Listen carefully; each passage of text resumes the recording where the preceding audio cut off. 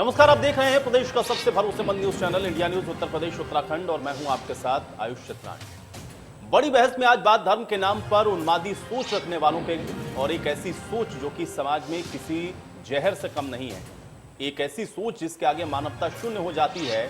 और सही मायने में कहा जाए तो धर्म का चोला ओढ़े कुछ ऐसे लोग जिनका मकसद समाज में सिर्फ जहर घोलना है। आज बात इंदौर में हुई उस घटना की होगी जिसने इंसान को एक बार फिर से ये सोचने पर मजबूर कर दिया है कि क्या वाकई में इंसान की इंसानियत मर चुकी है। क्या कुछ धर्म के ठेकेदार समाज का भविष्य अब लिखने लगे हैं। इंदौर में एक चूड़ी बेचने वाले की पहले तो पिटाई की गई और पिटाई का वीडियो फिर सोशल मीडिया पर वायरल हुआ। पुलिस ने 2 लोगों को गिरफ्तार किया, लेकिन पुलिस जांच के केस भी अचानक से उल्टा हो गया है। अब पुलिस ने पीड़ित को ही आरोपी बनाकर केस दर्ज कर दिया है। उस पर आरोप यह लगा दिया गया कि वो चूड़ियां बेचने के बहाने महिलाओं और बेटियों के साथ छेड़छाड़ करता था। लेकिन सवाल ये उठता है कि ये लोग तब क्यों खामोश थे जब उसको पीटा जा रहा था। सवाल बहुत हैं और आज हम इसी मुद्दे पर करेंगे आज की बड़ी बहस।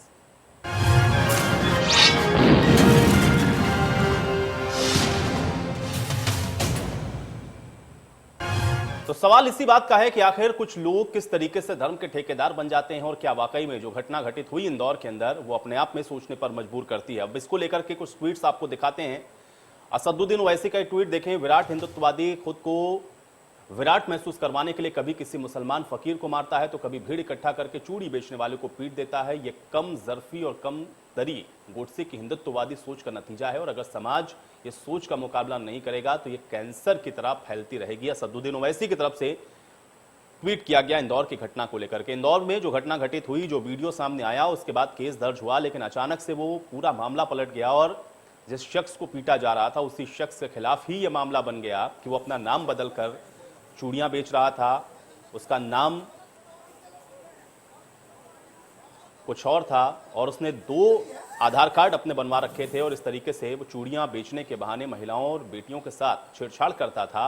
और अब जब ये मामला पलटा तब उसके बाद ये सियासत इस पर शुरू हुई कि आखिर इस तरह से भीड़ कैसे धर्म के ठेकेदार बन जाती है और क्यों इस तरह की घटनाएं बार बार अब देखने को मिल रही हैं। और इस घटना को लेकर के अब जन पर सियासत हो रही है और असदुद्दीन ओवैसी की ट्वीट को भी आप देख रहे हैं। हालांकि मामला मध्य प्रदेश का जरूर है, लेकिन सवाल इस बात का है कि इंसानियत क्या लोगों के अंदर की मर चुकी है और किस तरह से लोग धर्म के नाम पर अपने हाथ में जो कानून है वो ले लेते हैं। ये भी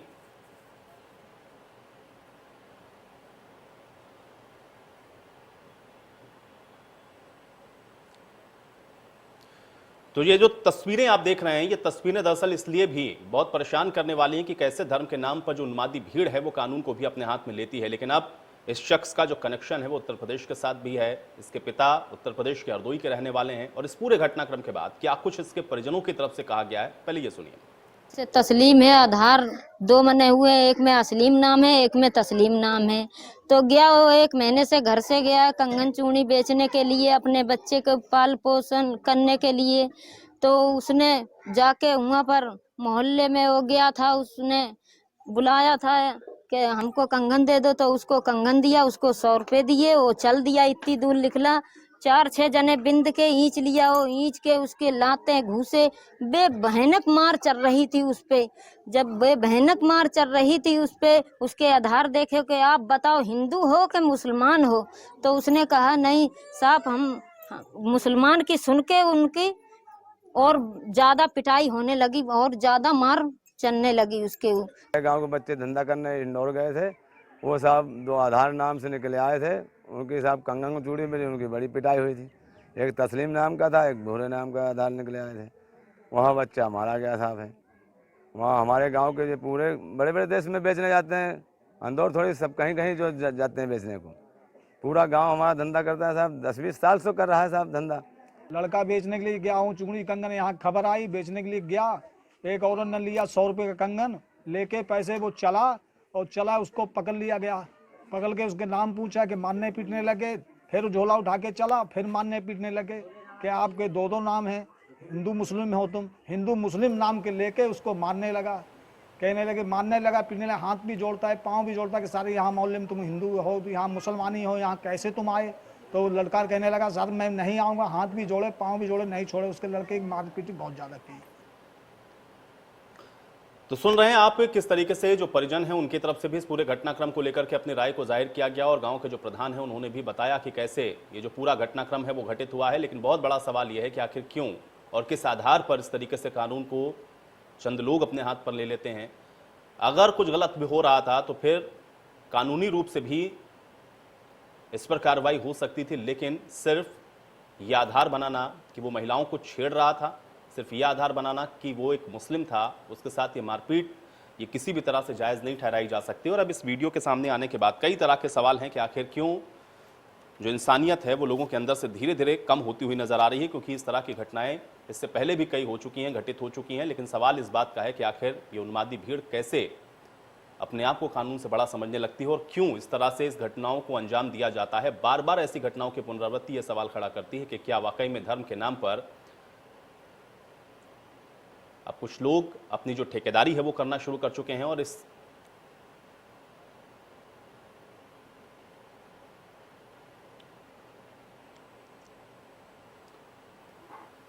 तो ये जो तस्वीरें हम देख रहे हैं इसके साथ बहुत सारे सवाल जुड़े हुए हैं, सामाजिक सवाल भी हैं, पॉलिटिकल सवाल भी हैं और सवाल इस बात का भी है कि क्या वाकई में धीरे धीरे अब इंसानियत कहीं खत्म होती हुई से नजर आ रही है। और ये जो तस्वीरें, ये जो वीडियो सामने आया, इसके मायने क्या हैं, आज इसी पर करेंगे बड़ी बहस। तमाम मेहमान मेरे साथ जुड़ चुके हैं, पहले उनका परिचय मैं आपके साथ करवा देता हूं। आनंद दुबे जी हमारे साथ जुड़ रहे हैं, प्रवक्ता भारतीय जनता पार्टी। आनंद जी बहुत स्वागत आपका चर्चा में। ताहिरा हसन जी हमारे साथ जुड़ रही हैं, सामाजिक कार्यकर्ता हैं। ताहिरा हसन जी आपका भी स्वागत। इरफान पठान जी हमारे साथ जुड़े हुए हैं, नेता हैं AIMIM के। इरफान जी आपका भी स्वागत। गोविंद पंत राजू हमारे साथ जुड़ रहे हैं, वरिष्ठ पत्रकार हैं। गोविंद पंत राजू जी आपका भी स्वागत। और इश्तियाक अहमद कादरी जी भी हमारे साथ जुड़े हुए हैं, मौलाना है इश्तियाक अहमद कादरी जी, आपका भी बहुत स्वागत है। इस चर्चा की शुरुआत मैं सबसे पहले करना चाहूंगा भारतीय जनता पार्टी का ही मैं रुख कर लेता हूं। आनंद जी, कैसे देखा जाए इस घटनाक्रम को? एक शख्स जो कि तस्वीरों में हम लोग को दिख रहा है, वीडियो में दिख रहा है, पिट रहा है, मामला दर्ज होता है, फिर अचानक से मामला इस तरीके से पलटता है कि जो शख्स पिट रहा है उसी के खिलाफ मामला दर्ज हो जाता है कि वो लड़कियों के साथ छेड़छाड़ कर रहा था। कैसे देखा जाए? और इसको लेकर के असदुद्दीन ओवैसी ने एक ट्वीट भी किया है जिसमें उन्होंने सीधे तौर पे भारतीय जनता पार्टी के ऊपर निशाना भी साधा है। मैं आपका रिएक्शन चाहूंगा। देखिए, घटना को दो परिप्रेक्ष्य में देखने की आवश्यकता है। पहला ये कि जिन लोगों ने भी इस शख्स के साथ मारपीट की वो निहायत गलत है। किसी को भी कानून अपने हाथ में लेने का अधिकार नहीं, और जिन लोगों ने भी ऐसा किया है उनके खिलाफ सख्त से सख्त कार्रवाई होनी चाहिए। पुलिस उनके खिलाफ कार्रवाई कर रही है। कई नामजद लोगों के खिलाफ FIR दर्ज की गई है, उनमें से 3 से 4 लोग अब तक गिरफ्तार किए जा चुके हैं। बाकी लोगों की गिरफ्तारी के लिए पुलिस धरपकड़ तेज कर रही है, पहली चीज। दूसरी चीज, इस शख्स ने जिसके ऊपर छेड़खानी का मामला दर्ज किया गया है, आरोप यह है कि ये एक घर में चूड़ी पहनाने पहुंचा, वहां पर इससे पूछा गया तो इसने अपना नाम गोलू सिंह पुत्र मोहर सिंह बताया। एक जला हुआ आधार कार्ड, वोटर ID कार्ड दिखाया। इसके बाद इसने चूड़ी पहनाई। लड़की की मां जब घर के अंदर पैसे लेने गई तो इसने लड़की से छेड़छाड़ की, जिसके बाद लड़की ने शोर मचाया। आसपास के लोग आए और इसको पकड़ के, और उसके बाद की घटनाक्रम आप वीडियो में देख ही रहे। पहली चीज कि जब इस लड़के को पकड़ा गया तो यह मान के नहीं पकड़ा गया कि यह मुसलमान है इसलिए इसको पकड़ लो। चूंकि इसने छेड़छाड़ किया था इसलिए इसको पकड़ा गया। तो ऐसे लोग जो छेड़छाड़ को छेड़खानी में भी हिंदू मुस्लिम कर रहे हैं, जो छेड़खानी को सांप्रदायिक रंग देने का काम कर रहे हैं, जो पिटाई को, जो कुकर्म की घटना को धर्म से जोड़ने का काम कर रहे हैं, ऐसे लोगों पर सवाल उठता है। पुलिस तो अपना काम कर रही है। एक और घटना बताता हूं मैं, 13 अगस्त की घटना है उसी इंदौर की, जहां वाल्मीकि समाज की 2 लड़कियों के साथ मुस्लिम समाज के कुछ लोगों ने छेड़छाड़ की, और जब उनके खिलाफ कार्रवाई करने पुलिस पहुंची तो वहां हजारों की भीड़ ने उनको घेर लिया। पुलिस वालों को दौड़ा दौड़ा के पीटा गया। उसके खिलाफ कई लोगों के खिलाफ मामला दर्ज किया गया है। उस समय असदुद्दीन ओवैसी कहां थे? उस समय उनका ट्वीट कहां गया? या आज जो लोग सवाल उठा रहे हैं वो कहां चले गए? इसके अलावा आप ये समझिए कि उस लड़के को धर्म के लिए नहीं, उसके कुकर्म के लिए पकड़ा गया। तो जो लोग इस तरह के सवाल उठा रहे हैं उनको अपने गिरेबान में झांकना चाहिए। ठीक है कि धर्म के नाम पर बलात्कारी का सपोर्ट कर देंगे, धर्म के नाम पर आतंकवादी का सपोर्ट कर देंगे, धर्म के नाम पर तालिबान का समर्थन कर देंगे। ठीक है, ऐसे नहीं चलेगा। ठीक है, चलिए इरफान जी से मैं जवाब लेता हूं। इरफान जी, पहली चीज, ये जो आनंद जी अभी बयान कर रहे थे, जो ड्रामा रच करके ये टीवी चैनल पे बैठे हुए हैं, ये ड्रामा बहुत पुराना हो चुका है और 2014 के बाद से ये सारे ड्रामेबाजी चालू हुई है हिंदुस्तान की सरजमीन पे। आरएसएस, वीएचपी और बजरंग दल और बीजेपी का जो मोटो है ना, वो देश को विभाजन करने का मोटो है कि किसी तरीके से धर्म के नाम पर इस देश को तोड़ा जाए। ये तोड़ने के लिए ये उस टाइम भी अंग्रेजों के साथ मिले हुए थे जब हम मुल्क की आजादी के लिए सेकुलर हिंदू भाई, मुस्लिम भाई, मुल्क की आजादी के समय की बात छोड़ दीजिए। आपके दादा परदादाओं और आपकी पार्टी के पुरखों ने किस तरह से जो कत्लेआम मचाया, ये पूरा देश जानता है। मैं AIMIM की हिस्ट्री बताना शुरू करूं क्या? तो चुप कराइए। इस तरीके कौन बांट रहा है? वो लोग जो कहते हैं 15 मिनट में पुलिस बता दो, हिंदुओं को औकात बता देंगे। बिला गए, दुत्ती रख के जैसा ही हाथ रखा, ये बिलबिला गए पूरी दुत्ती रख पे आपके हाथ मैंने रखा है। सुनिए मेरी बात सुनिए। अरे तो ऐसे गौर से सुन लीजिए, सच्चाई बयान कर रहा हूँ, सच्चाई सुनने की क्षमता होनी चाहिए। आप अपना इतिहास उठा के देखिए। ये उस टाइम भी मुल्क की आजादी के वक्त भी अंग्रेजों की चापलूसी दलाली कर रहे थे और आज भी अपने ही आका के उसके जो नक्शे कदम पे चलते हुए हिंदुस्तान को तोड़ना चाहते हैं। ये जो इंदौर में हुआ, ये इंदौर एक मामूली सी घटना लोगों को लग रही है ना। अगर वक्त रहते हिंदुस्तान की आवाम नहीं सचेती तो ये आरएसएस, बीजेपी, बजरंग दल और वीएचपी के लोग हिंदुस्तान का पुनः बंटवारा करा देंगे, क्योंकि ये एक मॉब लिंचिंग नहीं है। ये घबराइए मत। आप जैसे लोग हिंदुस्तान की 1 इंच जमीन को छू नहीं पाएंगे। बंटवारा तो बहुत दूर की चीज है। देशों में हो रहा है, बीजेपी शासित प्रदेशों में हो रहा है। अब कांग्रेस नहीं रही इस देश में कि बंटवारा हो जाएगा। अरे बंटवारा का ख्याल भी लाने वालों के खिलाफ कार्रवाई होगी। प्रदेश में दादरी में हुई, जब 1 लाख को घर से निकाल करके काउ मीट के नाम पे ईंटे से पूछ करके मार दिया गया, क्योंकि बीजेपी और ये समाजवादी एक ही सिक्के के 2 रूप हैं। सबसे पहले मैं आपसे ये बताना चाह रहा हूं, और आयुष जी, ये इंदौर की घटना, ये हिंदुस्तानियों को अब होश के नाखून लेने चाहिए। ये कानपुर के, हम काबुल की बात करते हैं, लेकिन कानपुर में जो हो रहा है, एक गरीब रिक्शा चालक को जय श्री राम के नारे मरवाए जा रहे हैं, उसकी मासूम बेटी बिलक रही है, लेकिन इन वैसी दरिंदों को तरस नहीं आ रहा है कि एक मासूम के ऊपर तरस खा करके उसको छोड़ा जाए। ये इस तरीके से, इनसे अच्छा तो एक दरिंदा होता है जो मनुष्य के बिलकने के बाद उसको थोड़ी देर छोड़ देता है कि कहीं इस तकलीफ में तो नहीं है, लेकिन ये दरिंदों से भी बदतर हो, ये दरिंदों से भी गए गुजरे हैं जो एक मासूम, गरीब, लाचार, अपाहिज और भीख मांगने वालों से मार करके जय श्री राम के नारे मरवाते हैं, बुलवाते हैं, सिर्फ इसलिए कि हिंदुत्व के ऊपर ही इनकी राजनीति है। गोलवारकर और सावरकर के एजेंडे पे इनकी राजनीति चल रही है। चलिए ठीक है, अब आपने उनका एजेंडा बताया इरफान जी, अब वो बिल्कुल स्वतंत्र हैं, आपका एजेंडा वो समझाएंगे, लेकिन मैं कुछ और लोगों का भी रुख कर लेता हूं। ताहिरा हसन जी, एक सामाजिक कार्यकर्ता होने के नाते मुझे जरा समझाएं, समाज के अंदर किसी भी वर्ग विशेष की तरफ से भले ही कोई भी घटना घटित हो रही हो, लेकिन उसको एक सामाजिक कार्यकर्ता होने की हैसियत से आप कैसे देखेंगे? देखिए, मेरा कहना है कि अगर वो व्यक्ति जो है उसने मॉलेस्टेशन का उसके ऊपर चार्ज है, तो बिल्कुल देखिए, इसको इस तरह से न देखा जाए कि वो हिंदू, मुस्लिम, सिख, ईसाई क्या है। कोई भी व्यक्ति जो किसी बच्ची के साथ, किसी नाबालिग के साथ अगर गलत हरकत करता है, तो जाहिर है निर्भया के बाद हमारे पास कानून है, जस्टिस वर्मा कमेटी गठित हुई है, कानून बना है, तो FIR दर्ज कराइए। लेकिन कानून को हाथ में लेना सबसे बड़े लोकतंत्र में जो संविधान से चलता है, ये जस्टिफाई नहीं किया जा सकता। अगर आपको जंगल राज तो है नहीं, हमको अपने लोकतंत्र पे बहुत फक्र है, बहुत गर्व है। हम दुनिया का सबसे बड़ा लोकतंत्र डेमोक्रेसी है, जो समता और समानता के साथ फलता फूलता और आगे बढ़ता है। अगर आपको लगता है ऐसा कुछ है, तुरंत आप पुलिस थाने होते हैं, वहां FIR दर्ज कीजिए। ये काम करेगा खाकी वर्दी में हमारी पुलिस करेगी। हमारे यहाँ इंस्टीट्यूशंस हैं संविधान में, वो इंस्टीट्यूशन अपना काम करेंगे। हम कोई अफगानी टाइप के, तालिबान टाइप के या कोई उससे थोड़ी गवर्न होते हैं। हम तो सबसे बड़ा लोग नहीं कर ताहिरा रहे जी हैं। देखिए, यही तो इतना यही जमा सवाल है, आनंद जी ऐसा ने है। भी इसके साथ जोड़ा था। ताहिरा जी देखिए, दो पहलू हैं। एक ये घटना इंदौर की जो हम लोग देख रहे हैं, जिसका विजुअल लगातार चल रहा है, जिस पर आज हम लोग चर्चा कर रहे हैं, यहां पर भी एक भीड़ इकट्ठी होती है, एक शख्स को पीटना शुरू कर देती है। एक घटना जिसका आनंद जी ने जिक्र किया, वो भी घटना इंदौर में ही घटित होती है, और उसमें होता यह है कि जब पुलिस अपनी कार्रवाई करने के लिए जाती है तो वहां पर पुलिस को घेर लिया जाता है और पुलिस को कार्रवाई करने से रोका जाता है, पुलिस के साथ मारपीट होती है। दोनों ही तरफ से भीड़ अगर इस तरीके से उग्र हो रही हो, आंदोलित हो रही हो, या इस तरीके से कानून को हाथ में लेना शुरू कर दे, तो इसके मायने क्या समझाएंगे आप एक कार्यकर्ता होने के नाते, सामाजिक?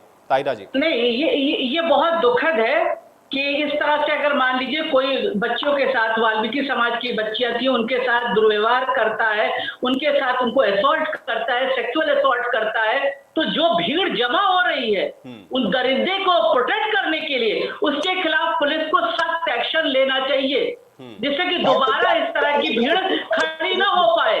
और मैं दूसरी बात एक बार और कहना चाहती हूँ कि देखिए पीयूष जी, ये हमारी जो भारत है ना, ये गौतम नहीं, की लेकिन ताहिरा जी जमीन फिर है, बुद्धा की पॉलिटिकल है, पार्टी कबीर की सिलेक्टिव है। कैसे हो जाती है? हैंडफुल ताहिरा जी लोग फिर पॉलिटिकल दूसरी पार्टी जगह में कुछ नहीं सिलेक्टिव कर कैसे हो पाएंगे। जाती हैं? एक घटना पर एक पॉलिटिकल पार्टी की तरफ से ट्वीट आता है, एक घटना पर एक पॉलिटिकल पार्टी की तरफ से ट्वीट आता है। कभी सारी पॉलिटिकल पार्टियां एक प्लेटफॉर्म पे आके क्यों नहीं कहती कि ये गलत है?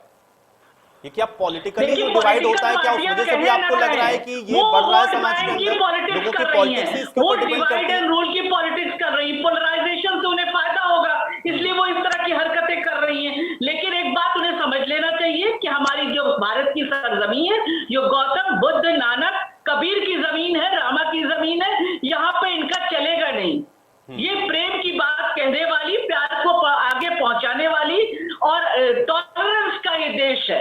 यहाँ इसको आप दूसरे देशों से न मिलाएं। यहाँ पे एक मुट्ठी भर जो हैंडफुल फ्रिंज एलिमेंट है, वो बहुत कुछ नहीं कर पाएंगे। हमारे देश की जनता जो पीस को पसंद करती है, शांति को पसंद करती है, वो इसको नकार देगी। ठीक है, लेकिन ताहिरा जी, समस्या इसी बात की है ना कि अभी फिलहाल ये नजर आ नहीं रहा, और जिस तरीके की घटनाएं हो रही हैं, सवाल इसलिए उठना बड़ा लाजमी है कि आखिर भीड़ क्यों इस तरीके से उन्मादी होती हुई नजर आ रही है। हाँ, नहीं, भीड़ के इश्तियाक खिलाफ अहमद कादरी एक्शन होगा जी, तो नहीं बिल्कुल, होगी। बिल्कुल। देखिए, कानून है हमारे पास, उस कानून का इस्तेमाल किया जाए, उसको इम्प्लीमेंट किया है, इम्प्लीमेंट होता नहीं है। ताहिरा जी, आपने बहुत बढ़िया बात कही है। पॉलिटिकली डिवाइड जब हो रहा है ना, क्योंकि लोगों के अपने अपने मोटिव जब इसमें साध रहे हैं, तो इस वजह से भी हम लोगों को लग रहा है कि शायद ये और बढ़ता हुआ दिख रहा है। इश्तियाक अहमद कादरी जी, एक रिएक्शन आपका चाहूंगा, ये जो घटना घटित हुई है।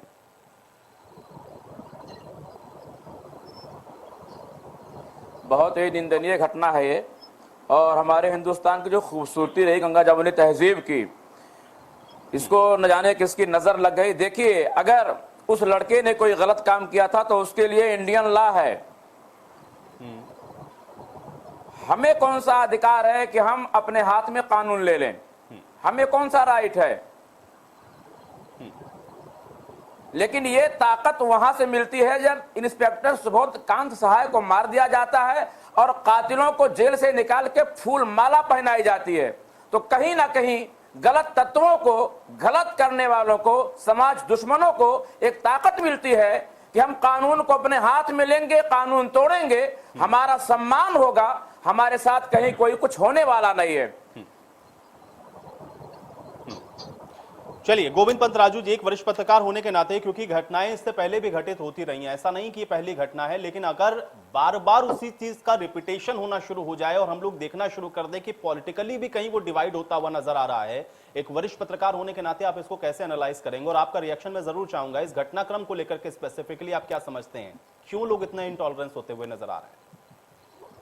कि मुझे लगता है कि इसके पीछे जो हमारी राजनीतिक पार्टियां हैं, उनका जो चिंतन है, उनका जो काम करने का तरीका है, वो ज़्यादा जिम्मेदार है। इस घटना को भी लेकर देखिए, जिस तरह से ओवैसी ने इसको लेकर अपना रिएक्शन दिया है, वो रिएक्शन एक तरह से भड़काने की बात ज़्यादा है, चीज़ों को ठीक करने की कोशिश का। मतलब मुसलमान को आप मारते रहे, ओवैसी साहब कुछ ना बोले, आप ये कहना चाह रहे हैं?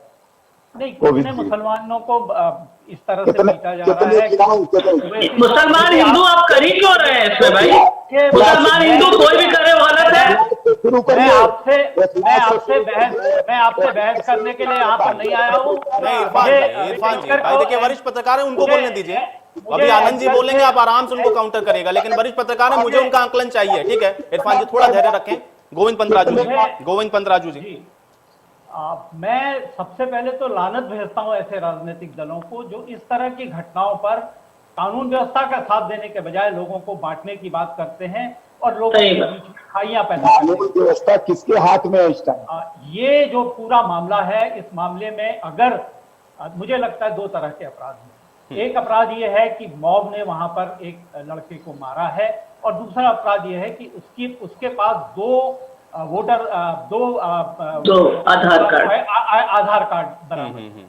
अगर आधार कार्ड उसके पास बरामद हुए तो निश्चित तौर पर ये आधार कार्ड जहां वो रहता है हरदोई में वहां बने होंगे, और इस मामले में जो लोग इसके लिए जिम्मेदार हैं, अगर इस तरह से आधार कार्ड, जो कि हमारी आइडेंटिटी का सबसे बड़ा एक तरह से सबूत आजकल माना जाता है, अगर इस तरह से दो आधार कार्ड बनाए जा रहे हैं तो इसकी छानबीन तो वहां होनी चाहिए जहां इस तरह से आधार कार्ड बन रहे हैं, और जो भी लोग इसके लिए जिम्मेदार हैं, चाहे वो सरकारी सिस्टम है, चाहे वो बीच का कोई भ्रष्ट तंत्र से जुड़ा व्यक्ति है, जो भी इसके लिए जिम्मेदार है, ऐसे लोगों को कड़ी सजाएं मिलनी चाहिए, एक बात। और दूसरी बात, वहां पर जो अपराध हुआ है, अगर मैं थोड़ी देर के लिए मान भी लूं कि उस बच्चे ने महिला से छेड़खानी की, एक पहले तो इस बात को सामान्य तौर पर स्वीकार इसलिए नहीं किया जा सकता कि वो हरदोई से वो बच्चा वहां छेड़खानी करने नहीं गया था, वहां रोजी रोटी कमाने गया था। और कोई भी व्यक्ति जब अपने काम पर होता है तो उसकी पहली प्राथमिकता अपनी जो व्यवसाय है, अपना जो धंधा है, अपना जो रोजगार है, उसके साथ है। और अगर इसके बावजूद भी उसने कोई ऐसा काम किया तो उसके खिलाफ कानून का रास्ता था, उसको वहीं से उसको पकड़कर पुलिस थाने ले जाया जाना चाहिए था, पुलिस में रिपोर्ट दर्ज होनी चाहिए थी, और उसके बाद पुलिस अपना काम करती। एक भीड़ को यह अधिकार कौन देता है कि वो लोगों को अपना गुस्सा इस तरह से निकाले, इस तरह से लोगों को पीटे? और अगर थोड़ी देर के लिए मैं मान लूं कि ये मॉब उत्तेजना थी, भीड़ की मानसिकता होती है, अनेक बार उसमें विवेक नहीं रहता, ऐसे बहुत सारे हमने मामले देखे हैं। यही उत्तर प्रदेश में एक जमाने में भेड़िया और आम। लेकिन गोविंद पंत राजू जी, देखिए आप तो इतने वरिष्ठ पत्रकार हैं, भीड़ अगर ये सिलेक्टिव होना शुरू हो जाए और ये पूछना शुरू कर दे कि आप हिंदू हो कि मुसलमान, और उसके बाद अटैक करना शुरू कर दे, तो ये कहां से आ रहा है समाज के अंदर? इसके पीछे के कारक क्या हैं?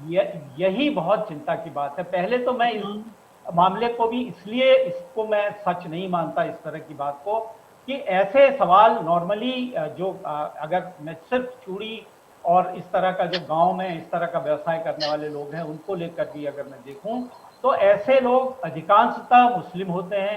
उत्तर प्रदेश के गांव-गांव में, उत्तराखंड के गांव-गांव में, राजस्थान के गांव-गांव में इस तरह के मुस्लिम लोग ये कारोबार करते हैं, और खरीदने वाले को भी पता होता है कि ये व्यक्ति किस धर्म का है, अगर वो बहुत धार्मिक तरह से कोई इस तरह की अपने मन में कोई भावना भी रखता है। कभी नहीं पूछा जाता कि भैया तुम किस धर्म के हो, अगर नाम वाम पूछा भी जाता है तो वो एक सामान्य औपचारिकता के लिए होता है। और अनेक बार तो मैंने ये भी देखा है कि इस तरह के लोगों से जो रिश्ते होते हैं गांव में, वो एक तरह से परिवार के जैसे रिश्ते होते हैं, भाई बहन के जैसे रिश्ते होते हैं, माँ बेटियों के जैसे रिश्ते होते हैं, और इसी तरह से ये लोग बात भी करते हैं। तो कोई व्यक्ति घर में आए और उससे पहले ये पूछा जाए कि तू हिंदू है या मुसलमान, और तब उससे व्यवसाय किया जाए, ऐसा मुझे नहीं लगता कि सामान्य स्थितियों में होता है। और अगर इंदौर में इस तरह की बात है और ऐसे सवाल पूछे जाने लगे तो मुझे लगता है कि एक बहुत खतरनाक संकेत है सोशल डिवाइड का, रिलीजियस डिवाइड का, कम्युनल डिवाइड का। नहीं, बहुत बड़ी बात आपने कही, और ये खतरनाक संदेश है, और ये बहुत चिंता का विषय है, बहुत चिंता का विषय है ये, गोविंद पंत राजू जी।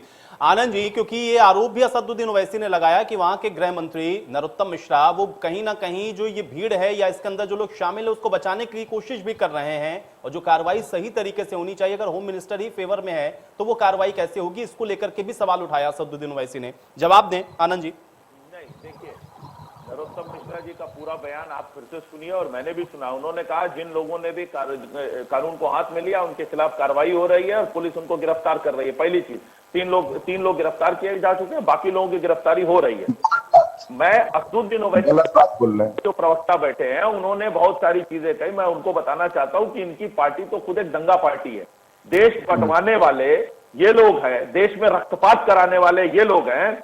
इनके बुजुर्गों ने पाकिस्तान बनवाया, आज ये समाज को बांटने की राजनीति कर रहे हैं। नागरिकता संशोधन कानून के विरोध में कर्नाटक के गुलबर्गा में इनके नेता वारिस पठान ने कहा 15 करोड़ 100 करोड़, ये जिसका पटका लगा के गले में घूम रहे हैं वो 15 मिनट के लिए पुलिस हटा दो तो औकात बता देंगे। असदुद्दीन ओवैसी के मंच से पाकिस्तान जिंदाबाद के नारे लगते हैं, ये लोग मुंह में दही जमा के बैठे रहते हैं।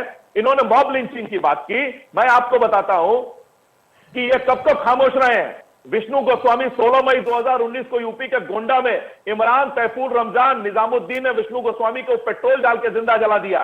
वी रामलिंगम को तमिलनाडु में मुसलमानों ने मार डाला। ध्रुव त्यागी के साथ जो घटना हुई, चंदन गुप्ता के साथ घटना हुई, हीना तलरेजा के साथ हुई, अंकित सक्सेना के साथ हुई, ऐसे 22 केसेस की मैं हिस्ट्री लेकर बैठा हूं, जिसमें सारे के सारे आरोपी एक खास समुदाय से थे। उस समय असदुद्दीन ओवैसी की जुबान से कुछ नहीं निकला। आज असदुद्दीन ओवैसी जो है एक छेड़खानी के आरोपी को बचाने के लिए हिंदू मुस्लिम का नारा दे रहे हैं। 13 अगस्त की घटना में जब वाल्मीकि समाज की लड़कियों के साथ छेड़खानी की गई और उसमें गिरफ्तार करने के लिए पुलिस पहुंची और पुलिस को मारा पीटा गया, उस समय असदुद्दीन ओवैसी और इनके पार्टी के प्रवक्ता कहां थे? उनके मुंह से यही तो कोई आनंद शब्द जी मैं क्यों नहीं समझना निकला? चाह रहा हूं उन्होंने ना। इसकी निंदा क्यों नहीं की? आप उनके नेताओं पे सवाल खड़ा कर रहे हैं, दूसरी तरफ वो आपके नेताओं पे सवाल खड़ा कर रहे हैं। सवाल इस बात पर खड़ा होना चाहिए कि ये घटनाएं हो क्यों रही हैं, ये घटित क्यों हो रही हैं, इस पे कार्रवाई क्या हो सकती है वहां पे जो संबंधित सरकार है। लेकिन आप ये कहेंगे कि इन्होंने ट्वीट नहीं किया, वो कहेंगे कि आपने ट्वीट नहीं किया। ये डिवाइड क्यों करते हैं भाई? घटना हुई, जो गलत है उसको गलत में रखिए, जो सही है उसको सही में रखिए। ये आप लोग पॉलिटिकल पार्टीज इसको पहले डिवाइड करते हैं और फिर इस पर राजनीति शुरू होती है। क्यों करते हैं आप लोग? एक घटना विशेष को लेकर चिल्लाना शुरू करते हैं और बाकी घटनाओं पर खामोश रहते हैं, उन पर सवाल उठना लाजमी है। ये वो लोग हैं जो धर्म के नाम पर तालिबान का समर्थन कर देते हैं। ऐसे लोगों के खिलाफ लड़ना जरूरी है। तालिबान याद आ गया? चलिए, वहां पे जंतर मंतर के ऊपर मुसलमानों के खिलाफ अभद्र नारे लगाए गए, अभद्र टिप्पणी की गई, तब आपकी जबान नहीं खुली होगी, तब किसी मीडिया चैनल पे डिबेट नहीं हुई होगी। यही उत्तर प्रदेश की सरजमीन पे इखलाक को काऊ मीट के नाम पे निकाल करके ईंटे से पूछ करके मार दिया गया। और जब दोषी मरता है जेल के अंदर तो उसको तिरंगा में लपेट करके उसको 25 लाख का मुआवजा दिया जाता है। मुसलमानों ने जो है नंगा नाच किया है। मुसलमानों के साथ जो हिंदुस्तान के अंदर हो रहा है उसको हम आवाज उठाते रहेंगे। दलितों के साथ जो हो रहा है उसकी आवाज हम उठाते छोड़िए, सबसे ज्यादा दलित अत्याचार आप लोग करते हैं, उसको आप रोक नहीं सकते। आप दलितों के हिमायती न बनिए। पर्सनल घटना का नाम लेकर के हिंदू मुसलमान करिए, आपको बस हिंदू मुसलमान करिए, मुसलमानों के साथ जो हो रहा है पूरा तालिबान का समर्थन करिए, आतंकवादियों के लिए लड़िए। बीजेपी गवर्नमेंट आरएसएस किस पार्शलिटी के साथ दुर्व्यवहार किया जा रहा है ये पूरी दुनिया देख रही है। ये आपके 2-4 घटना गिना देने से ये रुकने वाला नहीं है। ये सारी चीज पूरा वर्ल्ड जान रहा है कि हिंदुस्तान के मुसलमानों के साथ मौजूदा सरकार पक्षपात कर रही है। उनके सरकार में होने वाली घटनाओं में पुलिस पक्षपात करती है, दोषियों को। चलिए इरफान जी, साथ में अगर आपने इसमें ये भी जोड़ दिया होता कि आवाम के साथ ऐसा हो रहा है तो मुझे लगता है कि शायद आप न्यूट्रल हो गए, लेकिन मुसलमानों के साथ ही गलत हो रहा है, वो कहेंगे हिंदुओं के साथ ही गलत हो रहा है। समस्या असल में यहीं से शुरू होती है जब अपराध को भी डिवाइड करना शुरू कर देते हैं, धर्म विशेष में या कम्युनिटी तक आप उसको सीमित करते हैं कि मुस्लिमों के साथ अपराध है, हिंदुओं के साथ अपराध है। इस चर्चा को मैं यहीं से आगे बढ़ाऊंगा। मुझे ब्रेक के लिए कहा जा रहा है, छोटे से ब्रेक के लिए रुकते हैं, फौरन वापस आते हैं।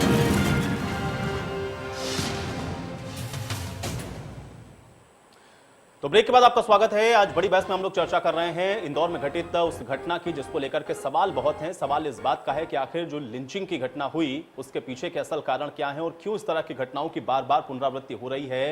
ये उन्मादी भीड़ आखिर कहां से आती है और कौन है जो कि इस तरह से धर्म का ठेकेदार बन जाता है और इस तरीके से इन घटनाओं को अंजाम देना शुरू कर देता है। चर्चा लगातार जारी है, इस पर एक बार फिर से वापस लौटते हैं। ताहिरा जी, मैं आपके पास आता हूं। अभी जो आप सुन रहे थे दोनों प्रवक्ताओं को, क्या लग रहा है कि यही जो डिवाइड शुरू होता है घटनाओं को लेकर के, ये एक बहुत बड़ा कारण बनता है कि सपोर्ट कहीं ना कहीं से मिल जाता है ऐसी उन्मादी भीड़ को और फिर वो ये समझती है कि हम कानून से ऊपर हैं। उस तरीके की घटनाएं अब ज्यादा देखने को मिल रही हैं। ताहिरा जी, क्या ये एक बहुत बड़ा कारण है जो पॉलिटिकल डिवाइड होता है इन घटनाओं? जी बिल्कुल बिल्कुल। देखिए, ये बात नहीं हो रही कि हर वो इंसान, हर जो भारतवर्ष में रहता है वो यहाँ का सिटीजन है, यहाँ का नागरिक है और जो यहाँ का कानून है वो उसको जो अधिकार देता है वो अधिकार उसको मिलेंगे और उसी कानून के तहत जो गलत काम कर रहा है उसको सजा दी जाएगी। कोई भी कानून अपने हाथ में नहीं ले सकता। लेकिन यहाँ पे मैं देख रही हूँ लोग, कोई कह रहा है हिंदुओं के साथ हो रहा है, कोई कह रहा है मुसलमानों के साथ हो रहा है। तो यहाँ डिवाइड कर रहे हैं ना जनता को, यहाँ डिवाइड किया जा रहा है। कोई हिंदू की बात कर रहा है, कोई मुसलमान, वो गिनाने लगते हैं मुसलमानों की ये हुआ तो जाहिर है दूसरी तरफ से फिर दूसरा एक वर्जन आ जाता है। आप लोग ये क्यों नहीं कहते कि जो कुछ भी हो रहा है वो हमारे सबसे बड़े लोग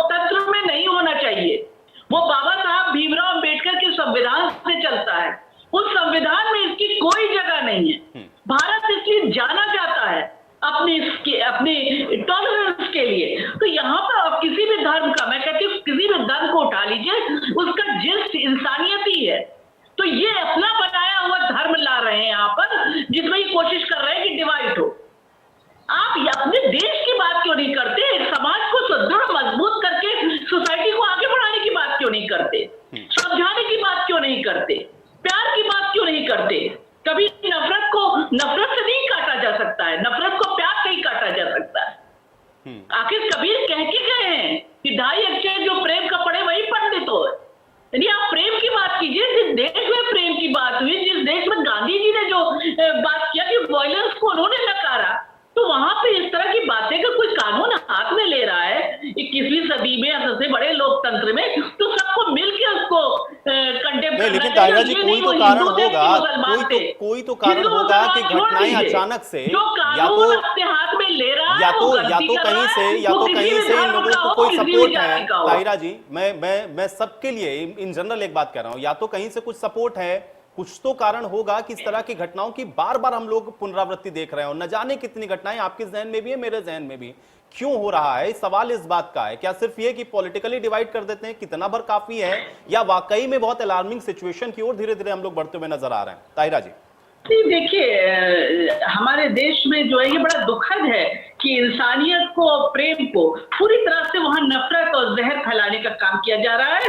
ये यही डिवाइड करने की बात है, डिवाइड एंड रूल वाला मामला है कि डिवाइड करें, ये कुछ लोग हमारी तरफ आए, कुछ लोग इनकी तरफ जाए, इस तरह से पॉलिटिकल पार्टीज कर रही हैं। मैं बिल्कुल मान रही हूँ कि इस वक्त असदुद्दीन ओवैसी का ये बयान, मैं राजू जी से बिल्कुल सहमत हूँ, ये बयान नहीं आना चाहिए था। उन्हें कहना चाहिए था जिसने भी कानून को हाथ में लिया है वो गलत है, गैर संवैधानिक है, और अगर उसके खिलाफ ये मिलते हैं, एविडेंसेस मिलते हैं कि उसने बच्ची के साथ मॉलेस्टेशन किया है, तो उसको भी दंडित किया जाता है। ना हिंदू ना मुसलमान, जो गलत काम कर रहा है वो गलत है, जो हमारे देश के कानून को वायलेट कर रहा है उसको उस कानून के हिसाब से दंडित किया जाए।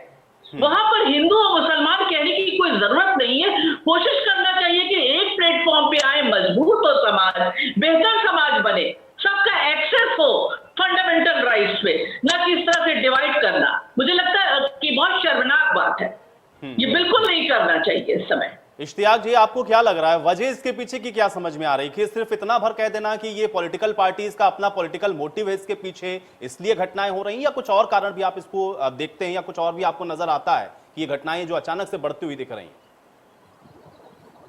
नहीं, इसके पीछे साजिश है, जाहिर सी बात है। इन्हें कहीं ना कहीं से ताकत मिलती है, इनके बैक पर कुछ लोग हैं, और ये खुली हुई गुंडागर्दी है, खुली हुई दहशतगर्दी है, खुला हुआ आतंकवाद है। इन्हें कड़ी से कड़ी सजा मिलनी चाहिए। ये तो बाद में इस गुनाह को छुपाने के लिए उस छेड़खानी का पर्दा डाला गया इसके ऊपर, और अगर उसने इस तरह से कोई गलत काम किया था तो कानून था, कानून अपना काम करता। और मैं गुजारिश करूंगा कानून से कि जिन लोगों ने भीड़ से के साथ जाकर के उस बिजनेस करने वाले पर, अपने बाल बच्चों का पेट पालने वाले हिंदुस्तानी पर हमला किया है, कड़ी से कड़ी सजा मिलनी चाहिए, वरना ये देश किस तरफ जा रहा है। हमारे यहाँ 1 अरब 25 करोड़ की आबादी में ओलंपिक के अंदर हम अपना छोटा सा मुंह लेकर के आते हैं। हम किसी भी खेल के अंदर गोल्ड, सिल्वर, कांसा कुछ लेकर के नहीं आ पाते। जहां 10 लाख की आबादी है, 50 लाख की आबादी है, वो देश हमसे आगे है प्रतिभाओं के अंदर। कोई हॉकी के अंदर गोल्ड लेकर के आ रहा है, कोई फुटबॉल के अंदर गोल्ड लेकर के आ रहा है, क्योंकि उनके अंदर उस चीज को बढ़ावा दिया जा रहा है। हमारे यहाँ बढ़ावा हिंदू मुस्लिम को दिया जा रहा है, तो जाहिर सी बात है हिंदू मुस्लिम का खेल खेला जा रहा है। तमाम पॉलिटिकल पार्टियों से मेरी गुजारिश है कि पार्टियां जो करती हैं वो अपने निजी स्वार्थ के लिए करती हैं, वो निजी स्वार्थ से ऊपर उठ करके देश के हित में काम करें और देश में शांति बनाने के लिए अपना पूरा योगदान दें। गोविंद पंत राजू जी, सिर्फ पॉलिटिकली हम लोग ये देख लें कि पॉलिटिकली इसको कहीं ना कहीं उसका जो पॉइंट्स हैं वो लेने की कोशिश है, इसलिए इस तरीके की घटनाओं को कोई बैकअप कर देगा, या वाकई में हम लोग अलार्मिंग सिचुएशन की तरफ हैं, क्योंकि इंटॉलरेंस अब सीधे तौर पर नजर आ रहा है दोनों ही कम्युनिटियों की तरफ से? क्या इसको मानते हैं आप इस तरीके से कि हम लोग एक अलार्मिंग सिचुएशन की तरफ हैं, अभी नहीं रोका गया तो फिर और सिचुएशन खराब हो सकती हैं? नहीं, मैं ऐसा तो नहीं मानता। स्थितियां खराब हैं, लेकिन इतनी खराब नहीं है कि हम ये समझें कि अब इनमें सुधार की कोई गुंजाइश नहीं बाकी है। ये बात बिल्कुल सही है कि ऐसी घटनाएं कोई अभी हो रही हैं, ऐसा नहीं है। ऐसी घटनाएं लगातार होती रही हैं। लेकिन आज के दौर में 2014 सोशल मीडिया की प्रेजेंस इतनी ज़्यादा है कि जब भी इस तरह की घटनाएं होती हैं वो तुरंत उन पर चर्चा हो जाती है, तुरंत वो मीडिया में आ जाती है, तुरंत लोगों की जानकारी में आ जाती है। और उसके बाद जो ज़्यादा खतरनाक बात है, जो ज़्यादा मुझे परेशान करती है, वो बात है उसके बाद ऐसी घटनाओं को लेकर राजनीतिक दलों का रुख। राजनीतिक दल अपना फायदा, अपनी दुकान उनकी इस घटना से कैसे आगे बढ़े, इस तरफ सोचने लगते हैं। और इस तरह सोचने की वजह से जो घटना है, जो घटना एक अपराध के तौर पर हुई होती है, उसको हम एक सांप्रदायिक रंग से, उस चश्मे से दिखाने की कोशिश करते हैं और वहीं से चीज़ें बिगड़ना शुरू होती हैं। मुझे लगता है कि हमको इस पूरी चीज़ को समझना चाहिए और चुनाव आयोग को भी राजनीतिक दल जो इस तरह की राजनीति को बढ़ावा देते हैं उनके खिलाफ कोई कार्रवाई करने के बारे में गंभीरता से सोचना चाहिए। आनंद जी, 2014 के बाद से ऐसी घटनाओं में इजाफा हुआ है, ये बात इरफान पठान जी कह रहे हैं। उससे पहले ऐसी घटनाएं नहीं घटित हुआ करती थी। कहीं ना कहीं आप लोग इसके पीछे हैं, कारण आप लोग हैं इसके पीछे। वो घूम फिर करके यही आरोप आपके ऊपर लगा रहे हैं। आनंद जी, 2014 से ऐसे चेहरे बेनकाब होना शुरू हुए हैं जो सदियों से धर्म के नाम पर, मजहब के नाम पर नफरत फैलाते थे और दिल्ली में बैठी सरकारें उनका समर्थन करती थी।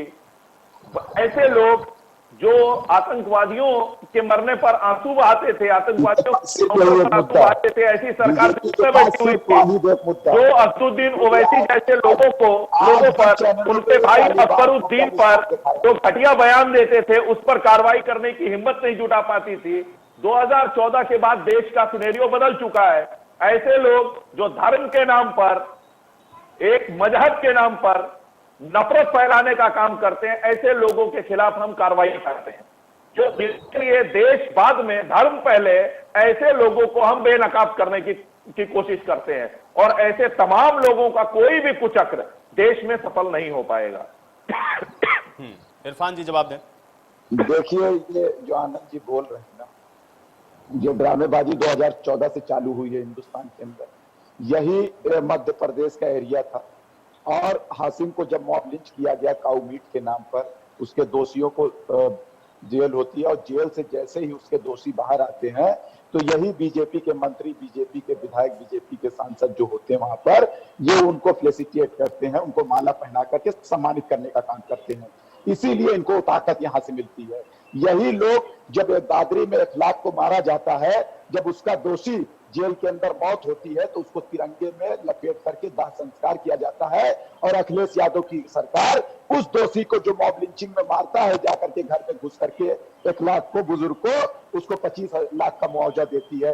इसीलिए इनकी ताकत यहां से मिलती है। यही लोग जो जंतर मंतर पे खड़े होकर के मुल्ले काटे जाएंगे के नारे लगाते हैं और राम राम चिल्लाएंगे के नारे लगाते हैं, यही बीजेपी की सरकार, बीजेपी आरएसएस का छोटा इंचार्ज जो केजरीवाल है, वहां पे बैठ करके अपमान हो रहा था उस समय आपसे वहां से मिलता है। हिंदुओं के कत्लेआम की बात की जा रही थी, कहा जा रहा था 15 मिनट के लिए पुलिस हटा दो, हिंदुस्तान तुम्हारी औकात बता देंगे। कहाँ थे आप? कहाँ थे आप? मिलता है इनको, बताइए कहाँ थे आप जब अकबरुद्दीन हिंदू देवी देवताओं को गाली दे रहे थे? की जा रही है जब वारिस पठान हिंदुओं को औकात बताने की बात कर रहे थे, कहाँ थे? आप तालिबान पे डिबेट कराते हैं, आप बताइए। अफगानिस्तान पे डिबेट कराते हैं, आप काबुल पे डिबेट कराते हैं। आप लोग वो लोग हैं जिनके लोगों ने देश बंटवाया, धर्म की राजनीति की, और आज भी आप समझते हैं आप मुस्लिम वोट के ठेकेदार हैं, तो अपनी इस गलतफहमी को दूर कर लीजिएगा। मुस्लिम समाज आपकी हकीकत जान चुका है, आप जैसे चालबाजों को पहचान चुका है, इसलिए आप लोगों को कहीं मौका नहीं मिलने वाला है।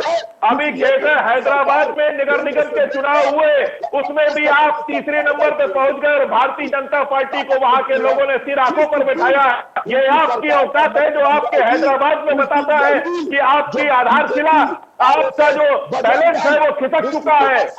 ये सारे लोग जो कभी आजादी की चापलूसी किया करते थे, आप जिनका पटका लगाकर घूम रहे हैं, ऐसे लोगों के बयान की निंदा करना भी आपके लिए हिम्मत जुटा पाने की ऐसी बात नहीं है। उठती है और आने वाला वक्त इनको ये सबक जरूर देगा, क्योंकि पूरी देश के चलिए ठीक है तायरा जी, चलिए ठीक है इरफान जी, आनंद जी, ठीक है, अब आप लोग का हो गया आरोप प्रत्यारोप, ठीक है तायरा जी इस बात से आप इत्तेफाक रखती है क्या? क्योंकि जो बात यहाँ पर कही गई, अभी इरफान पठान जी ने कहा 2014 के बाद से इंटॉलरेंस ज्यादा बढ़ा है, 2014 के बाद से इस देश के अंदर मॉब लिंचिंग शुरू हुई है, इस बात से आप इत्तेफाक रखती हैं? आप एक सामाजिक कार्यकर्ता हैं। नहीं, देखिए मॉब लिंचिंग पहले भी हो रही थी, और इधर सही कहा अभी कि सोशल मीडिया वगैरह की वजह से ज्यादा आने लगी। कभी भी मॉब लिंचिंग हो, मैं यही कहना चाहती हूँ, उसको कोई जस्टिफाई नहीं कर सकता। किसी भी दौर में कानून हाथ में लिया गया हो हमारे संविधान के आने के बाद, तो हम उसको जस्टिफाई नहीं कर सकते। अगर पहले भी हुई है तो उसको भी हम कंडेम करेंगे और स्ट्रॉन्ग वर्ड्स में करना चाहिए। उसके बाद भी अगर अभी भी होती आ रही है अभी मौजूदा दौर में, तो उसको भी कंडेम करना चाहिए।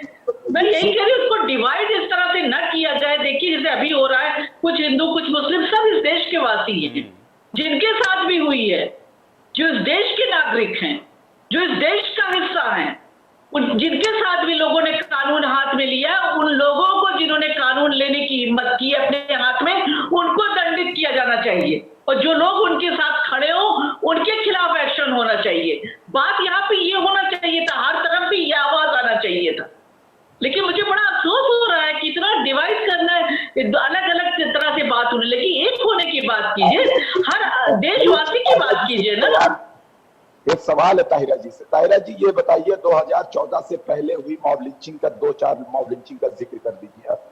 आपने कहा नहीं उससे पहले भी होती थी, आप सिर्फ 2 मॉब लिंचिंग का जिक्र करिए जो पहले हुई हो, के साथ बलात्कार किया गया, 1-2 नहीं लाखों की घटनाएं उस समय। नहीं देखिए, कई महिलाओं के साथ भी आया कि हो रही है, अब उसको हिंदू मुस्लिम में करके नहीं देखा जाएगा। किस तरह से हो रही है, गांव में हो रही है, खेती के लिए हो रही, कुछ महिलाओं को अलग हटाने के लिए हो रही, डाइन बता के कर दिया जाता, तो इस तरह से उनके खिलाफ होती थी। लेकिन मैं यही कह रही हूँ कि तब इतना ज्यादा ये हिंदू मुस्लिम डिवाइड वाली बात नहीं थी। और अगर 14 के बाद हो रही है इरफान पठान साहब, तो गलत है ना। कानून अपने हाथ में लेने का किसको अधिकार है? जो भी कर रहा है, मैंने कहा उसको दंडित किया जाना चाहिए, जो उसके साथ खड़े उन्हें दंडित किया जाना चाहिए। बेहतर है कि बयानबाजी न करके सब प्लेटफॉर्म पे आके ये कहें कि कानून अपना काम करे, कानून अपना काम करे, और इस तरह की बात ना हो कि जिससे कि एक आदमी कहे दूसरा फिर कहे। ये डिवाइड वाली बात ना हो, मेरा ये कहना है।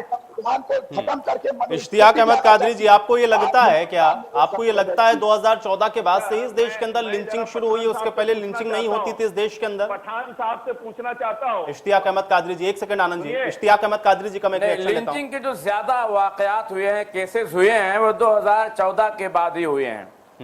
ऐसा नहीं है, इक्का दुक्का तो हमेशा होते रहे, बहुत बड़ा देश है, लेकिन जिस तरीके से पूरी संगठित होकर के भीड़ एक मासूम पर, एक कमजोर पे हमला कर रही है, ये 2014 के बाद ही। आप भी जानते हैं, मुझे बताने की जरूरत नहीं है, ये पूरा देश जानता है, पूरी दुनिया जानती है। और इस पर विराम लगना चाहिए, ब्रेक लगनी चाहिए, ये देश के हित में नहीं है। गोविंद पंतराजू जी, ठीक है आनंद जी, मुझे पता है कि आप पूरा डाटा लेकर बैठे हैं, मैं आपके पास आऊंगा, लेकिन गोविंद पंतराजू जी, रहने वाला हर आदमी हिंदुस्तानी है। गोविंद पंतराजू जी, 2014 के बाद से इस देश ने लिंचिंग देखी है, उसके पहले तो लिंचिंग होती नहीं थी इस देश के अंदर। जो लोग इस तरह की बात कहते हैं, मुझे लगता है कि या तो उनको हिंदुस्तान की समझ नहीं है, या वो भारत के राजनीतिक इतिहास को, कम से कम आज़ादी के बाद के इतिहास को नहीं जानते। जो यहाँ पर ओवैसी साहब के प्रवक्ता बैठे हैं, उनको शायद ये मालूम नहीं है कि उन्हीं के हैदराबाद में एक वक्त ऐसा था कि 6-6 महीने 8-8 महीने तक कर्फ्यू लगातार लगा आप गोविंद जी गलत तरफ नहीं जा रहे, ठीक नहीं होती। आप गलत तरफ उत्तर प्रदेश में जब तक कांग्रेस की सरकार थी, उत्तर प्रदेश के लगभग हर दूसरे तीसरे जिले में किसी न किसी तरह के दंगे होते। तो उसका एक और छोटा रूप है, जब आप मौत के तौर पर, आप भीड़ के तौर पर किसी एक समुदाय के खिलाफ हिंसा करते हैं, किसी एक समुदाय को अपना निशाना बनाने की कोशिश करते हैं, तो वो ज्यादा खतरनाक चीज है। व्यक्ति के खिलाफ भीड़ का छोटा सा हिस्सा कहीं दिखाई देता है। मुझे लगता है कि बिल्कुल क्योंकि मॉब लिंचिंग और समुदायों के दंगे में बीच बहुत फर्क है। में आपस की जो चलिए ठीक है, बहुत जल्दी से एक फाइनल रिएक्शन आनंद जी जवाब दें। आनंद जी जवाब दें, 2014 के बाद से इस देश ने लिंचिंग देखी है। ये पठान साहब की याददाश्त भी थोड़ी कमजोर है और मुझे लग रहा है एक और भाई साहब जो है उनकी भी याददाश्त कमजोर है। मॉब लिंचिंग तो इस देश ने तब देखा जो 1001 में जब इस्लामिक आक्रमणकारी इस देश में आए और कैसे मॉब लिंचिंग की जाती है, वो पूरी हिस्ट्री ये भाई आजाद भारत में करिए भाई कि अब ना हो, आगे ना हो। जम्मू कश्मीर में सैकड़ों लाखों की संख्या में हिंदुओं को अपना घर बार छोड़ना पड़ा, उनकी बहन बेटियों के साथ बलात्कार किया, भीड़ की भीड़ घर में घुसती थी और हत्या कर देती थी, लड़कियों को उठा कर ले जाती थी। चलिए ठीक है आनंद जी, अब आप किसी बात के साथ मैं आज बड़ी बहस यहीं समाप्त करूंगा। बहुत शुक्रिया आप सभी का अपना समय निकालने के लिए, आप लोगों ने अपना समय निकाला। लेकिन सवाल इसी बात का है कि लिंचिंग है और गलत है। जब तक इसको राजनीतिक चश्मे से देखा जाता रहेगा तब तक इस तरह की घटनाओं पर रोक लगाना असंभव ही नजर आता है। आज बड़ी बहस में मेरे साथ फिलहाल इतना है।